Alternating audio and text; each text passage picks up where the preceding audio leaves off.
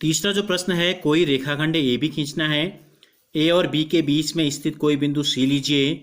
A B, B C और सी ए की लंबाई मापनी है और क्या ए बी बराबर ए सी धन सी बी होगा नहीं होगा, ये हमें जांच करनी है। ठीक है, तो हम रूलर एक स्केल हमने ली। हम क्या करते हैं, हमसे कहा है कोई भी एक रेखा खींचिए ए बी। ठीक हो गया, एक ए बी हम रेखा खींच लेते हैं।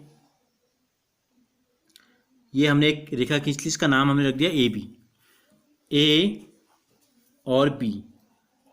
ठीक है, अब इनके बीच में कहीं पर भी एक बिंदु क्या ले लेना है, एक बिंदु सी लीजिए कह रहा है, तो कहीं पर भी हमने एक बिंदु सी ले लिया। फिर क्या कहा है, ए बी, बी सी और सी ए की लंबाई मापनी है, तो यहां नोट कर लेते हैं। ए बी बराबर कितना है, बी सी बराबर कितना है और सी ए बराबर कितना है, इनको नोट कर लेना है। ठीक है, फिर हमें जांच करनी है, पहले नोट कर लेते हैं। देखो ए और बी का मान कितना है, ए बी का मान कितना है, ये हमने रखा ए पे, ये रखा हमने बी पे। और बिल्कुल क्या करना है आपको, इसके पैरेलल देखना है, बिल्कुल समांतर में ऊपर आपको आंख रखनी है स्केल के, तब आप शुद्ध शुद्ध देख पाएंगे, नाप पाएंगे। तो यह है 10 सेंटीमीटर। ए बी कितनी है, 10 सेंटीमीटर। बी सी देखो, बी से सी की दूरी या सी से बी की दूरी।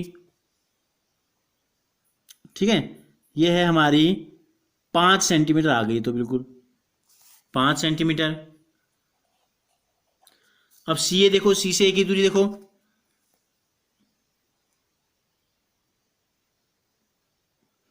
ये भी 5 सेंटीमीटर आ गई। तो हमसे पूछा है क्या ए बी बराबर ए सी धन सी बी, क्या ए बी बराबर ए सी धन, नोट कर लेते हैं, हमको सिद्ध करना है। देखो ए बी का मान है 10 सेंटीमीटर, ए सी का मान है 5 सेंटीमीटर और बी सी का मान भी 5 सेंटीमीटर है। तो 10 सेंटीमीटर, 5 में 5 जोड़ो, 10 सेंटीमीटर आ गया, बराबर आ गए। तो लिख देंगे हाँ, ए बी बराबर ए सी धन सी बी। ठीक हो गया। अगर इसका मतलब क्या है, इसका मतलब ये है अगर किसी रेखा पर के बीच में या कहीं पर भी कोई बिंदु स्थित है तो हमेशा ये नियम फॉलो होगा, ए बी पूरी जो रेखा है इन दो छोटे रेखाखंडों के योगफल के बराबर होगा, बड़ा रेखाखंड। ठीक हो गया।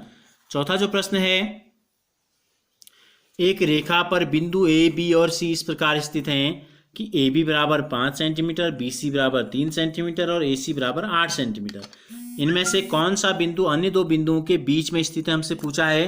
तो हम क्या करते हैं, सबसे बड़ी वाली भुजा लेते हैं, ए सी 8 सेंटीमीटर एक रेखा खींच लेते हैं। यहाँ से स्टार्ट करेंगे, जहाँ से लाइनिंग स्टार्ट है, या 0 हो सकता है आपकी स्केल में, और आगे 8 तक। तो ये नाम क्या है इस रेखा का, रेखाखंड का नाम है ए सी। ए सी हमने खींच लिया 8 सेंटीमीटर लंबा। फिर हमको दिया है ए से बी 5, ए से हमको 5 सेंटीमीटर की दूरी पर आना है और उस बिंदु का नाम हमको रख देना है बी। ये हो गया, तो ए बी हो गया 5 सेंटीमीटर। फिर हमको खींचना है बी से सी 3 सेंटीमीटर। बी से सी कितना खींचना है, 3 सेंटीमीटर। तो देखो बी सी ऑलरेडी 3 सेंटीमीटर आ गया है। अब हमको बताना है कि इनमें से कौन सा बिंदु अन्य दो बिंदुओं के बीच में स्थित है। तो देखो लाइन को ध्यान से देखो, कौन सा दोनों के बीच में कौन है, बी। तो लिख देंगे अतः बिंदु बी ए व सी के बीच में स्थित है।